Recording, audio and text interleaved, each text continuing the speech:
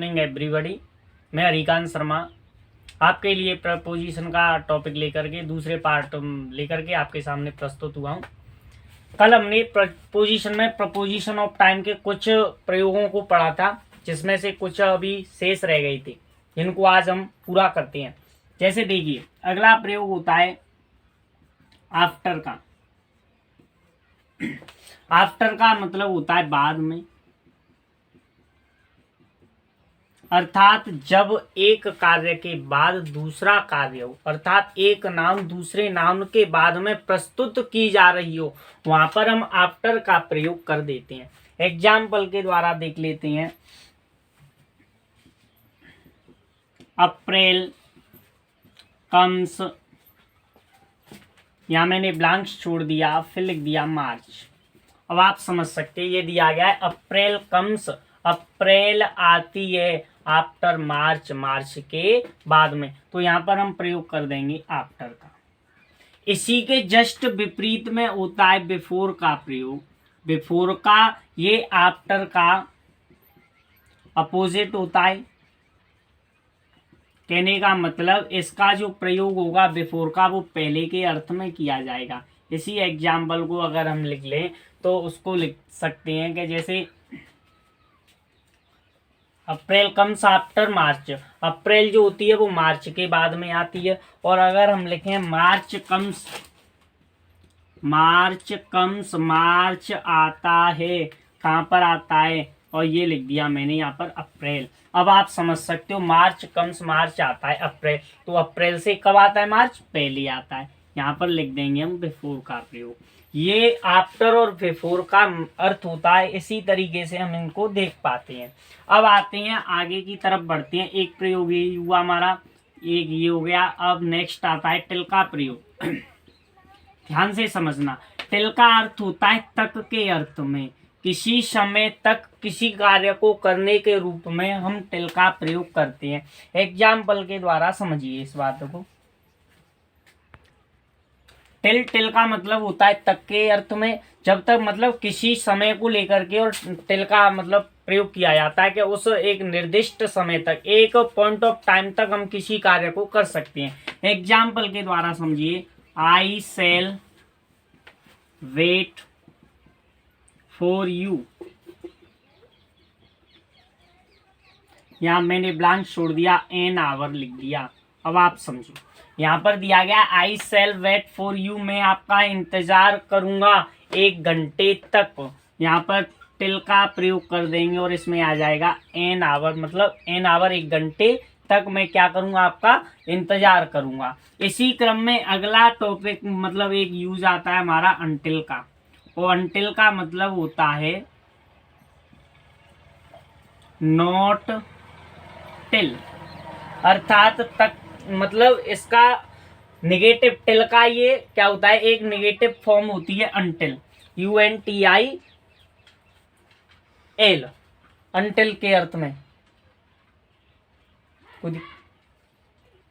Example के द्वारा समझिए, यहाँ पर इसको एक एग्जाम्पल लिखता हूं यहाँ पर, I shall go on singing it rains. इसका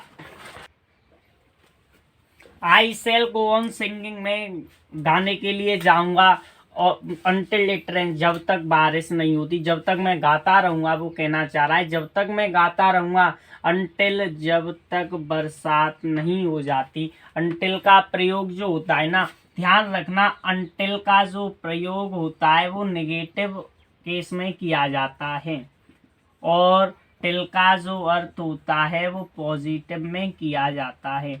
अनटिल का जो अर्थ यदि किसी भी वाक्य में दिया जाएगा, वहां पर नेगेटिव फॉर्म अपने आप ही निकल आती है, ऐसा माना जाता है।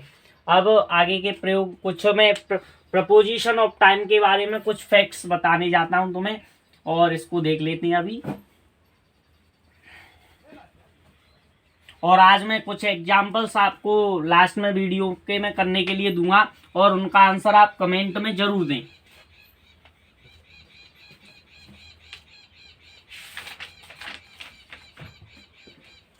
कुछ यहाँ पर मैं बताने जा रहा हूँ नोट। अगर कहीं पर भी सीजन नेम,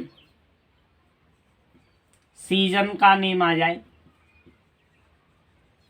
मंथ्स नेम आ जाए, वहां पर प्रयोग किया जाता है इनका, ये ध्यान रखें। एग्जाम्पल के द्वारा, एग्जाम्पल के द्वारा समझने की बात यह है,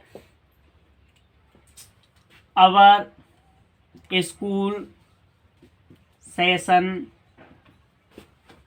बिगिंस।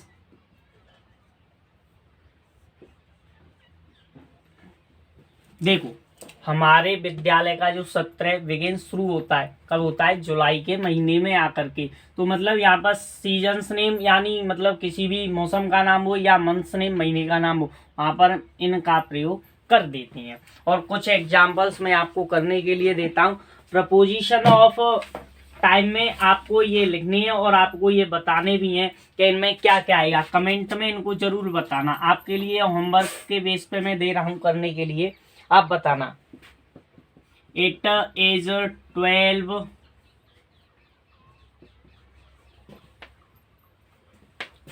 ब्लैंक्स दे दिया मैंने, ये लिख दिया नून, ये इसमें बताना है आपको। एक हो गया। अगला दे रहा हूं मैं आपको, ही कम्स हेयर मंडे, इसमें भी आपको बताना है। नेक्स्ट है ही स्लीप्स मिडनाइट, इसमें भी आपको ये बताना है कि मतलब इसमें क्या आने वाला है। और नेक्स्ट आता है I go to school blanks Monday blanks Saturday, इसमें भी बताना है आपको। और एक और है, एक एग्जाम्पल और मैं दे रहा हूं आपको।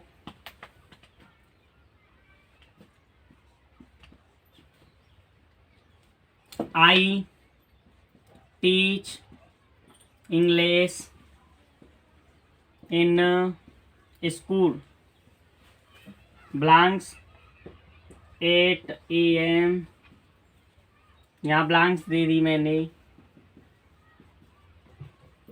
इन सभी 5 जो क्वेश्चन आपको दिए गए हैं, इनके आंसर आपको क्रम बाय क्रम मतलब कमेंट में करके बताने हैं कि इनमें क्या क्या आंसर आएगा, जिससे मुझे पता चले कि मैं जो पढ़ा रहा हूँ आपकी समझ में कुछ आ रहा है या नहीं आ रहा है। इससे मैं कुछ भी आपके बारे में समझ पाऊंगा। इससे आगे का हम टॉपिक दूसरा चेंज करते हैं। प्रपोजिशन चल ही रहा है, प्रपोजिशन ऑफ टाइम की जगह अब हम प्रपोजिशन ऑफ प्लेस पढ़ाएंगे, और जो हम अगली वीडियो में शुरू करेंगे। आज के लिए इतना ही काफ़ी। लाइक शेयर कमेंट जरूर करें।